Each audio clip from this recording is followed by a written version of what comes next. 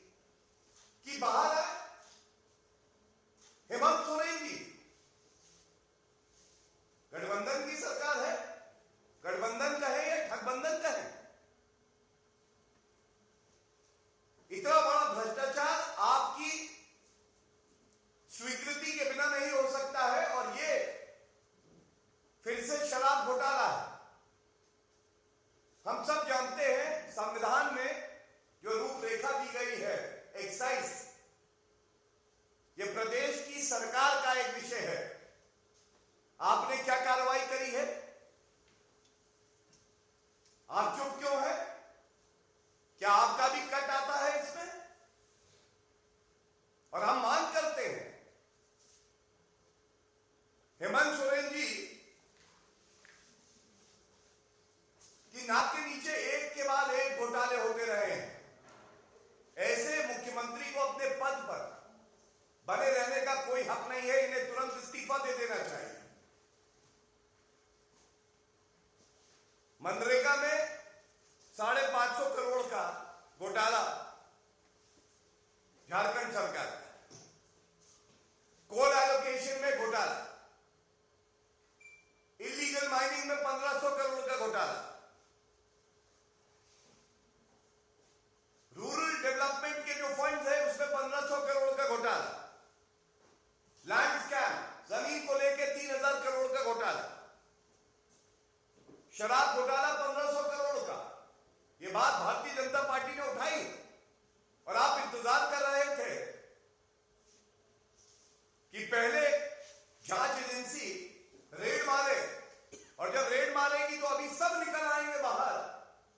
राजनीतिक द्वेष से हो गया, हमें टारगेट किया जा रहा है। जी नहीं जी, कानून अपना काम कर रहा है और आपको बता रहा है कि कानून की ताकत क्या है, लोकतंत्र में आम आदमी की ताकत क्या है।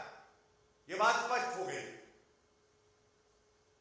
और जैसा मैंने कहा, घमंडिया की इंडी अलायंस की एक ही गारंटी, भ्रष्टाचार, कमीशनखोरी, लूट खसोट और दलाली। मैं आपको कुछ उदाहरण देता हूं। मैंने आपको बताया किस तरह से अभी अक्टूबर माह में ही बेंगलुरु में कांग्रेस के रिश्तेदार के यहां से 42 करोड़ रुपया नकदी मिली। पिछले वर्ष जुलाई की बात करें, पार्था चैटर्जी याद करिए, मंत्री थे ममता बनर्जी की सरकार में, 50 करोड़ रुपए की नकदी और करोड़ों का सोना बरामद हुआ।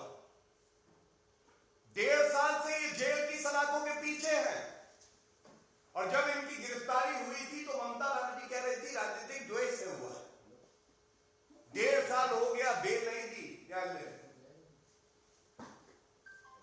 पापी आप, कट्टर बेईमान अरविंद केजरीवाल, इनका तो आधा मंत्री परिषद जो है वो इस्तीफा देके या बिना इस्तीफा दिए जेल की सलाखों के पीछे रहता है। लेकिन याद करिए, सत्येंद्र जैन ये कट्टर ईमानदार हैं।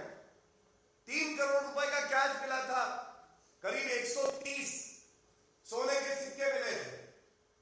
क्या आज तक जवाब मिला? जवाब नहीं मिला। पिछले वर्ष मई जून की बात है, झारखंड में ही अधिकारियों के घर से 20 करोड़ रुपया कैश मिला। अधिकारियों के घर से 20 करोड़ रुपया कैश। क्या बिना मुख्यमंत्री के संरक्षण के यह हो सकता है? महादेव आपकी मैंने बात करी। और इसी तरह से याद करिए, चुनाव का समय जब था तो उत्तर प्रदेश में भी कन्नौज में एक बड़े इत्र कारोबारी थे, उनके यहां से लगभग 200 करोड़ रुपए कैश मिला था। अगर इन सब आप राशियों को जोड़ लें तो 1000 करोड़ रुपए कैश तो कहीं गया नहीं। ये तो कुछ उदाहरण दिए। क्या जनता ये नहीं पूछेगी कि 1000 करोड़ रुपए जिस पे हमारा हक है, आप लोग क्यों भ्रष्टाचार करके लूट खसोट पे जाते हैं? और जब ईडी, सीबीआई, आईटी डिपार्टमेंट अपना काम करती है, ये सारे भ्रष्टाचारी एक हो जाते हैं और आरोप लगाने लगते हैं जांच एजेंसियों पे। जनता का विश्वास श्री नरेंद्र मोदी जी पे है, देश की न्यायालय पे है, और ईडी, सीबीआई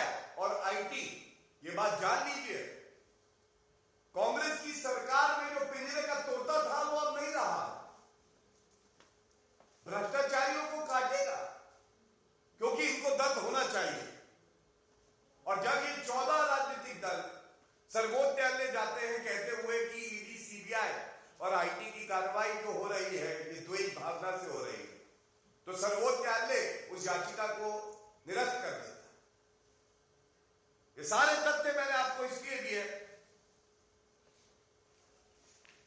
आज मोदी जी की गारंटी है कि कोई भ्रष्टाचारी बचेगा नहीं और जो गाड़ी कमाई है इसको वसूला जाएगा। एक तस्वीर मेरे सामने और आ गई, ये छत्तीसगढ़ की है। अब आप देखिए, ये दो उदाहरण है। यहां पे 9 अलमारियों में 100 करोड़ और महादेवरात में भी हजारों करोड़ों का घोटाला। छत्तीसगढ़ में तो जवाब मिल गया, जनता ने वोट की चोट पहुंचा दी है, दर्द अभी तक हो रहा है, कुछ लोग सदमे में हैं। ये कहना गलत नहीं होगा, झारखंड की जनता भी इंतजार कर रही है। और झारखंड की ही क्यों, ये जितने मैंने आपको उदाहरण दिए, हर प्रदेश में जहां जहां कांग्रेस के जनप्रतिनिधि होंगे, सांसद होंगे, विधायक होंगे, एक बात की गारंटी है कि भ्रष्टाचार तो करेंगे। ये जो कलेक्शन सेंटर है ना, इसका नाम अगर रख दिया जाए गांधी करप्शन सेंटर तो गलत नहीं होगा। ये सारी ट्रेनिंग वहीं दी जाती है। और ये दो तस्वीरें जो बयां करती हैं ये चिंताजनक है। मैं अपनी बात ये कह के अंत करूंगा।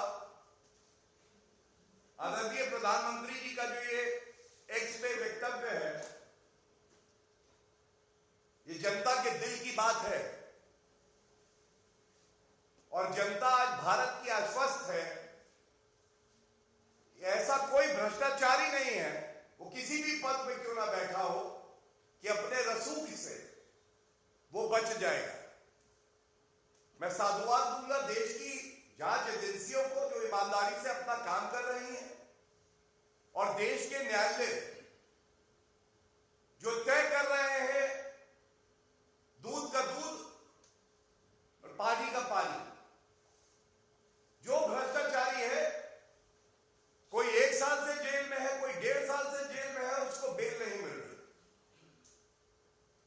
ये एक नए भारत की नींव है जो कि रखी गई है ईमानदारी पे। ऐसी सरकार जो पारदर्शिता रखती है और जांच एजेंसियों को खुला हाथ देती है कि वो अपनी कार्रवाई कर सके। धन्यवाद। If there are any questions on this topic, I'll take those. Anyone? No. So I'm presuming that. Sir एक सवाल है, इससे जुड़ा हुआ सवाल है, भ्रष्टाचार से जुड़ा हुआ सवाल है। जिस तरह से भ्रष्टाचार का मामला आया और महुआ मोइत्रा पर कार्रवाई की गई, उनका यह कहना है कि उन्होंने जो मुद्दे उठाए थे, अदानी के खिलाफ मुद्दे उठाए थे, इसी कारण यह कार्रवाई उन पर हुई है। देखिए, महुआ मोइत्रा पे मैं कोई टिप्पणी नहीं करना चाहूंगा, इसलिए कि मैं संविधान का ज्ञाता हूं और देश की जो संसद है ये स्वतंत्र है। एक निर्णय लिया गया है जिसका हर नागरिक सम्मान करता है और हमें भी सम्मान करना चाहिए। धन्यवाद।